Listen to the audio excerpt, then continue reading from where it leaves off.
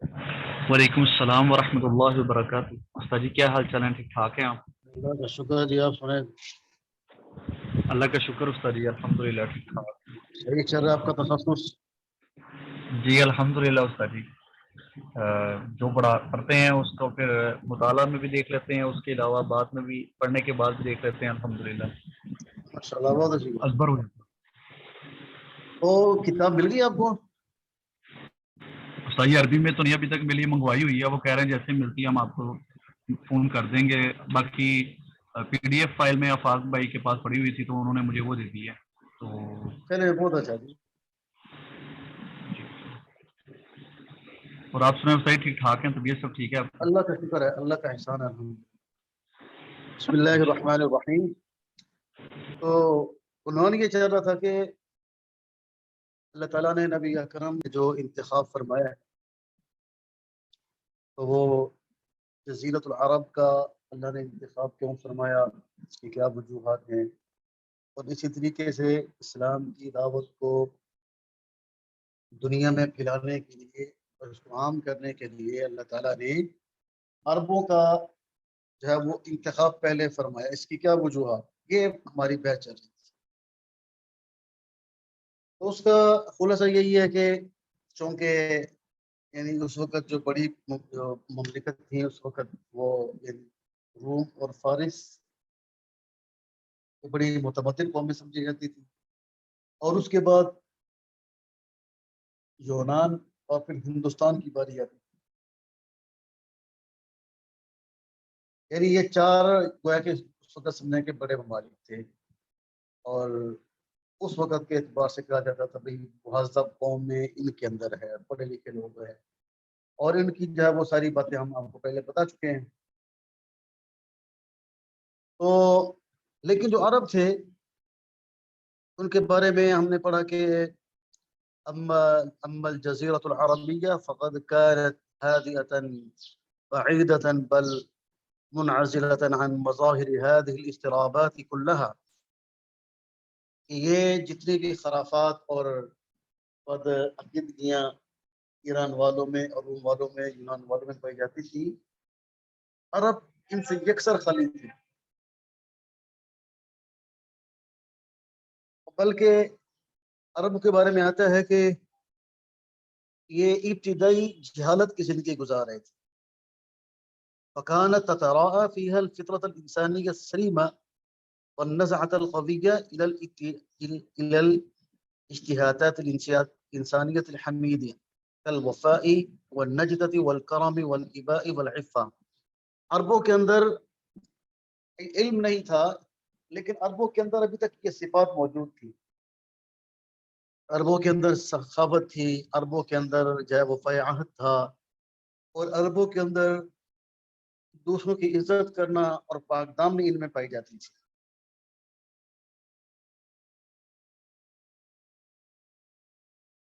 इसलिए अल्लाह ताला ने सहाबाए कराम से फरमाया व इन कुंतुम मिन क़ब्लिही लमिनज़ ज़ालिमीन, कि अगरचे तुम लोग भी इससे पहले गुमराही वाली जिंदगी गुजार रहे थे।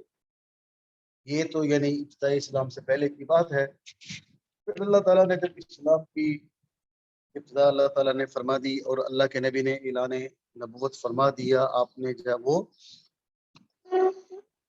अपनी यानी इजहार फरमा दिया कि मैं अल्लाह का नबी हूँ और अल्लाह की तरफ से मैं तुम सब की तरफ मबऊस हुआ हूँ। फिर अल्लाह ताला ने अरबों को बदला और अल्लाह ताला ने फिर को सारी दुनिया का इमाम बनाया। अभी तक यहाँ हमारा सबक पहुंचा था।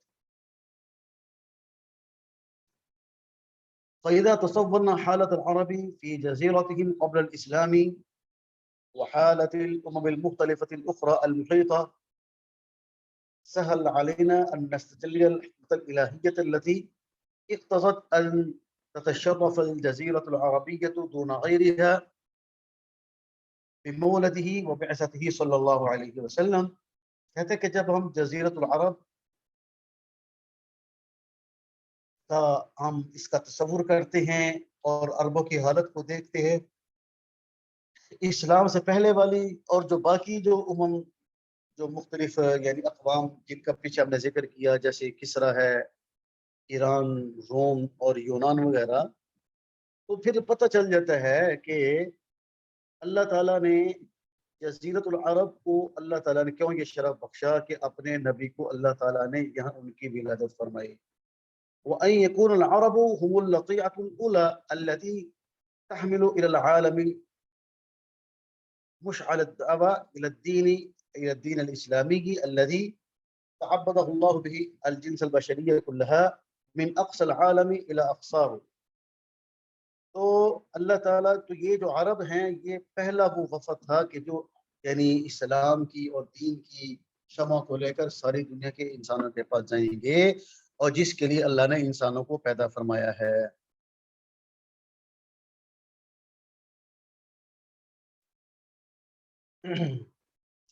وهي ليست كما يظن البعض أن أصحاب التدين الباطل والحضارات الزائغة يصعب فيهم العلاج والتوجيه لافتخارهم بما هم عليه من الفساد لرؤيتهم إياه شيئا صالحا۔ تو کہتے ہیں کہ بعض لوگ یہ خیال کرتے ہیں کہ اللہ تعالیٰ کی حکمت یہ تھی کہ جو باطل مذاہب ہیں اور جو یعنی غلط جو تہذیبیں ہیں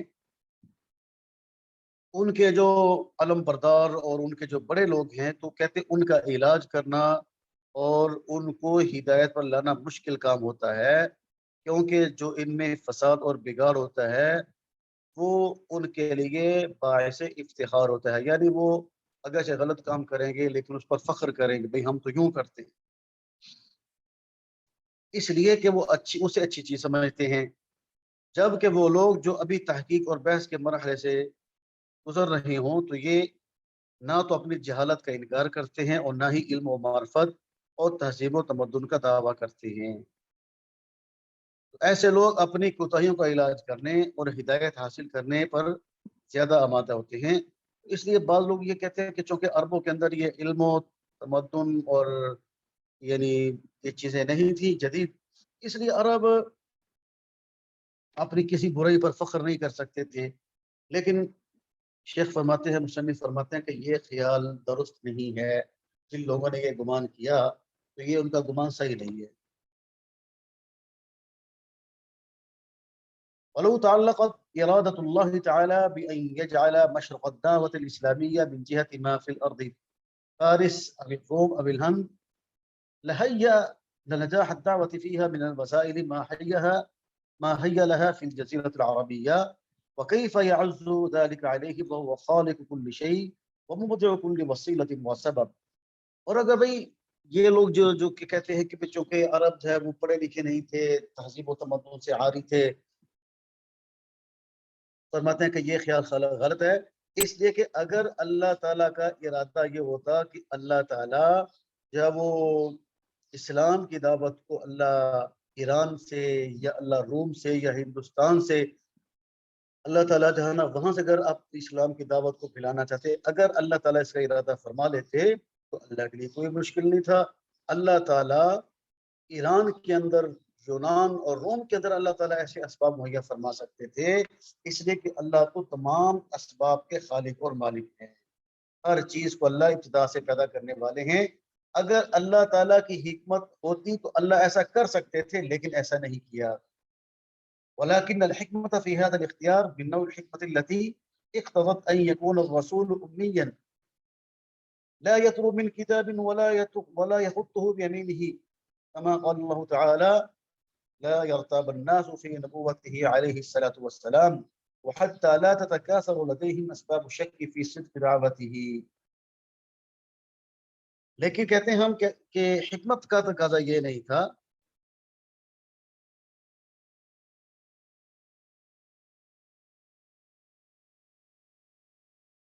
لیکن اللہ تعالیٰ نے جزیرۃ العرب کو اس مقصد کے لیے اختیار کرنے کی حکمت اسی نوعیت کی تھی کہ اللہ تعالیٰ نے نبی اکرم صلی اللہ علیہ وسلم کو امی بنا کر مبعوث فرمایا، جیسے سورۃ العنکبوت کے اندر اللہ تعالیٰ ارشاد فرماتے ہیں کہ آپ اس سے پہلے کچھ نہیں جانتے تھے، وَلَا تَخُطُّهُ بِيَمِينِكَ إِذًا لَارْتَابَ الْمُبْطِلُونَ، کہ آپ نہ تو کچھ پڑھے لکھے تھے نہ آپ جب وہ کچھ پڑھ سکتے تھے، کہ اگر آپ پڑھنے کسی چیز کو پڑھنا لکھنا جانتے تو کہتے بھائی اس نے تو فلاں سے سیکھا ہے، اس لیے اللہ تعالیٰ نے فرمایا کہ میرا نبی امی ہے. امی کا معنی ان پڑھ نہیں ہے، امی کا معنی یہ ہے کہ جو کسی کا شاگرد نہیں بنا، جو جس نے کسی کے سامنے زانوے تلمس اپنے اس نے جو ہے وہ نہیں موڑے، کسی کے سامنے وہ شاگرد بن کر نہیں بیٹھا، لیکن وہ استاد سب کا ہے، سب استاد اس کے شاگرد ہیں. یہ ہے امی کا معنی. امی کا معنی ان پڑھ نہیں ہے. ظاہری طور پر اللہ تعالیٰ نے اپنے نبی کو کسی کا شاگرد ہی نہیں بنایا. ان من تتمة هذه الحكمة الإلهية أن تكون البيئة التي بعث فيها عليه الصلاة والسلام أيضا بيئة أمية بالنسبة للأمم الأخرى التي من حولها. تو کہتے ہیں اللہ رب العزت نے نبی اکرم صلی اللہ علیہ وسلم کو عربوں کے اندر مبعوث فرمایا، اور عربوں کے اندر چونکہ لکھنے پڑھنے کا رواج نہیں تھا، اس لیے اللہ تعالیٰ نے امی ان پڑھ جو لوگ تھے ان کے اندر اپنے نبی کی بعثت فرمائی.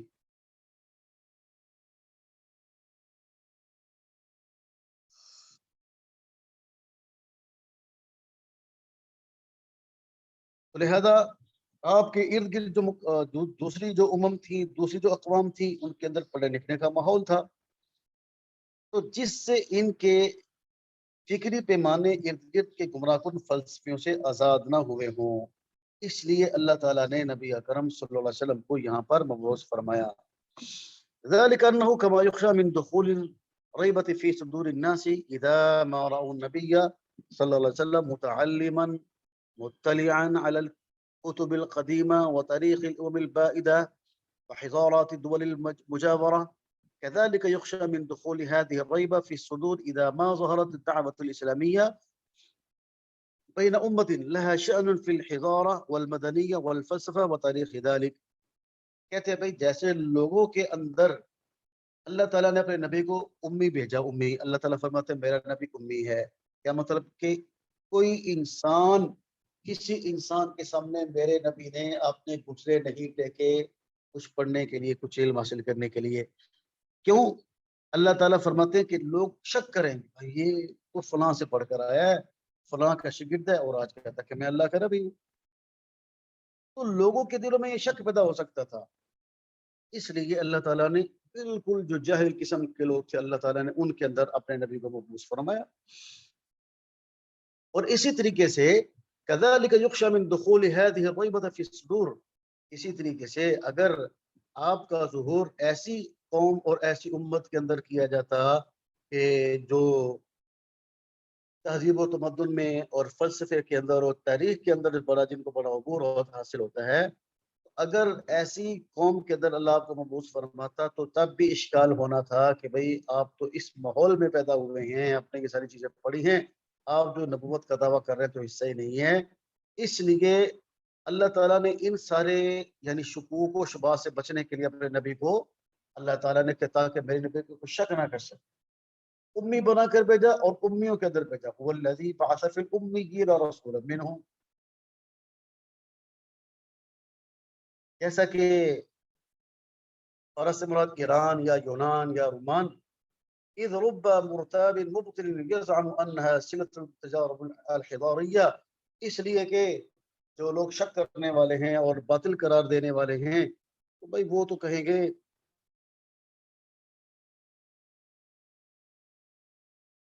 وہ لوگ یہ کہیں گے کہ بھائی یہ تو ایک جو ہے وہ تجربات اور فلسفیانہ افکار کا سلسلہ ہے جس نے بالآخر اس بے مثال تہذیب اور کامل شریعت کو وجود بخشا ہے.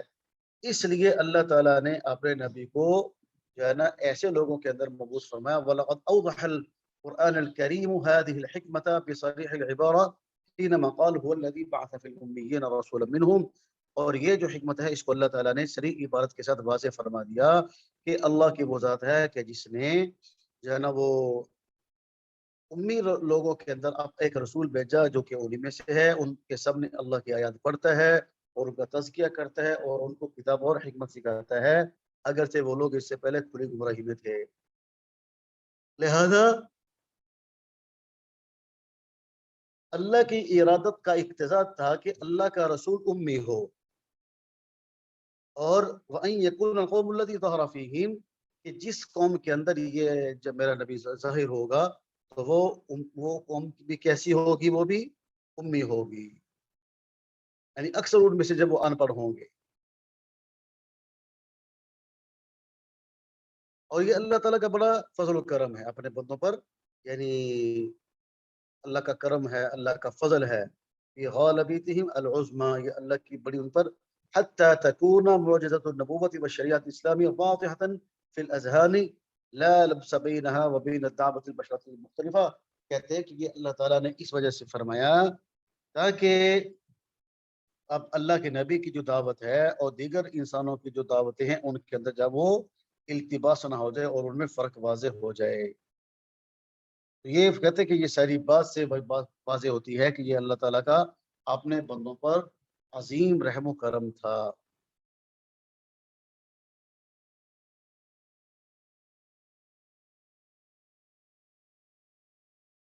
وهنالك حکما اخرى لا تخفى على الباحث نجملها فيما يلي. اور یہاں پر کہتے ہیں کہ بھائی جناب اور بھی کچھ حکمتیں ہیں جن کو ہم مختصر بیان کرتے ہیں. من المعلوم ان الله عز وجل قد جعل البيت الحرام مثابة للناس وامنا وجعله اول بيت وضع للناس للعبادة واقامة الشرائع الدينية. یہ بات سب کو معلوم ہے کہ اللہ تعالیٰ نے بیت اللہ شریف کو وہ حرمت والا بنایا، لوگوں کے بار بار لوٹ کر آنے کی جگہ بنایا. مسابتن کا بنا بار بار لوٹ کر آنا، اور اللہ نے اس کو امن کی جگہ بنایا. اور یہ پہلا گھر ہے جو لوگوں کے لیے عبادت اور شعائر دینی کے انجام دینے کے لیے بنایا گیا ہے. وہ کہتے ہیں کہ اسی وادی میں سید ابو الانبیاء حضرت ابراہیم علیہ الصلوۃ والسلام کی دعوت وقوع پذیر ہوئی. اس کا لازمی تقاضا اور خلاصہ یہی تھا کہ یہ مبارک خطہ جو ملت ابراہیمی کی صورت میں یا اسلام کی دعوت کا مرکز بنا، اس خطے میں خاتم الانبیاء کی بھی ولادت اور بعثت ہو. اور ایسا کیسے نہیں ہو سکتا؟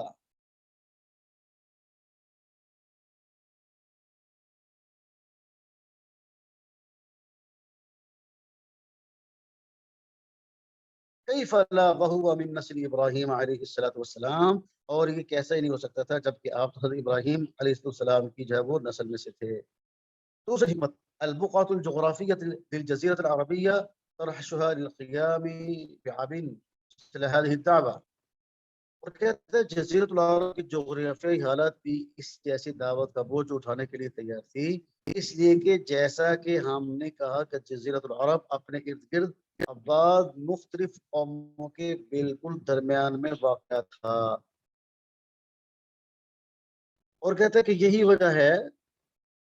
وجہ ہے کہ یہاں سے پھوٹنے والی جو اسلام کی دعوت ہے اس کی کرنیں اطراف اور کناف میں تمام اقوام اور ممالک تک آسانی سے پھیل گئی.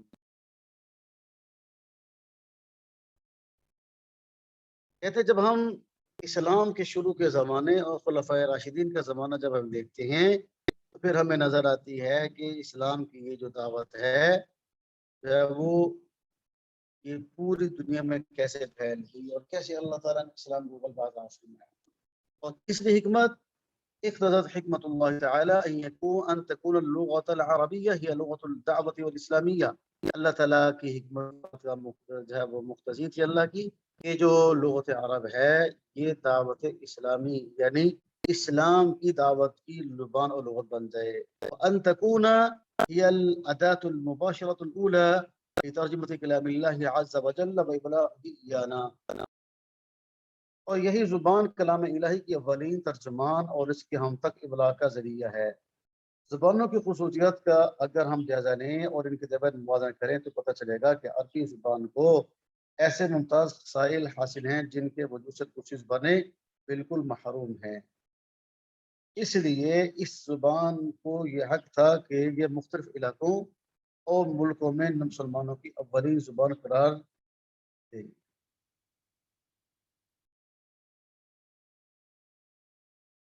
ٹھیک ہے، یہ بات سمجھ میں آ رہی ہے. یہ کچھ حکمتیں تھیں، مصلحتیں تھیں کہ اللہ تعالیٰ نے آپ کو مکہ مکرمہ میں کیوں مبعوث فرمایا اور لوگوں کے اندر اللہ نے آپ کو مبعوث فرمایا. تو یہ ساری باتیں کچھ نہ کچھ اس کی حکمتیں وہ ہمارے سامنے آ گئی. تو کل سے انشاءاللہ ہم شروع کریں گے اگلا جو سبق ہے، اگلی کا شروع ہے محمد صلی اللہ علیہ وسلم خاتم النبیین وعلاقۃ دعوتہ بالدعوات السماویہ السابقہ، اور آپ کی جو دعوت ہے اس کا پہلی آسمانی دعوتوں کے ساتھ کیا تعلق ہے.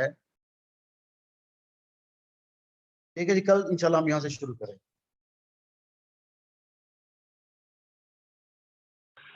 جی بہت بہتر استاد جی، انشاءاللہ. السلام علیکم ورحمۃ اللہ.